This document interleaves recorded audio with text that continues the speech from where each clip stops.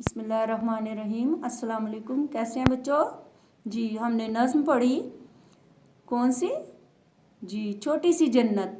आपने उसके अल्फाज मानी नए अल्फाज और अल्फाज मानी और उसकी रीडिंग और उसको नज़्म को ज़ुबानी याद करना था। उम्मीद है आपने ये सारे काम कर लिए होंगे। आज हम छोटी सी जन्नत की मश्क करेंगे। सफ़ा नंबर 45 पे पढ़ते हैं।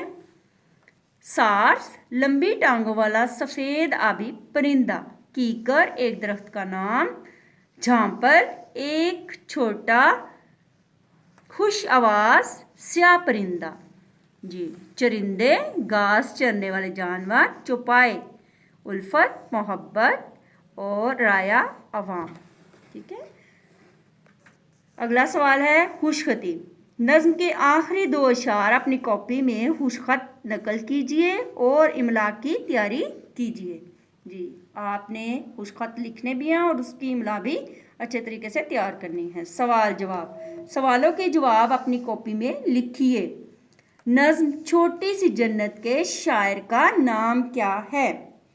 नज़्म छोटी सी जन्नत के शायर का नाम राजा मेहदी अली खान है। राजा मेहदी अली खान है।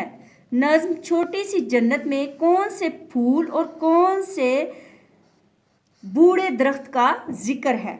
जी नज़्म छोटी सी जन्नत में सूरजमुखी के फूल और कीकर के दरख्त का जिक्र है।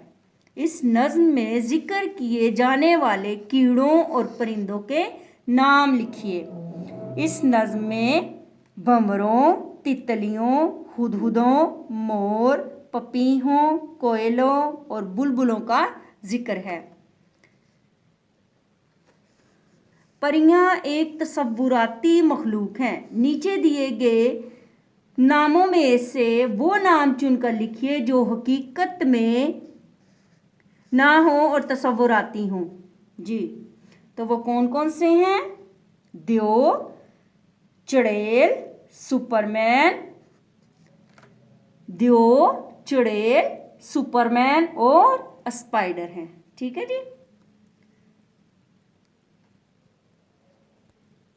जी स्पाइडर मैन।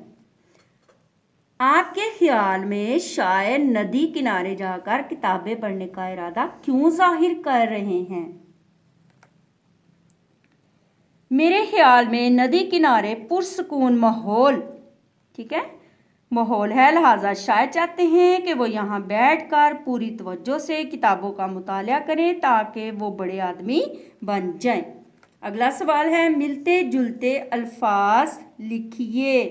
जी कितारें, उसके बाद आकर, परिंदे, हुकूमत, पढ़ूंगा। ठीक है, तो कितारें इसका हम क्या लिखेंगे? बहारें, और आकर जाकर, और परिंदे चरिंदे, और क्या है? हुकूमत, उल्फत, पढ़ूंगा, बनूंगा। ठीक है बच्चों, ठीक है। इसमें जितने सफ़ा नंबर 45 में जितने सवाल जो हैं वो आज करवाए गए हैं, आपने अच्छे तरीके से याद करने के बाद अपनी होमवर्क की नोटबुक पे लिखने हैं। अल्लाह हाफिज़।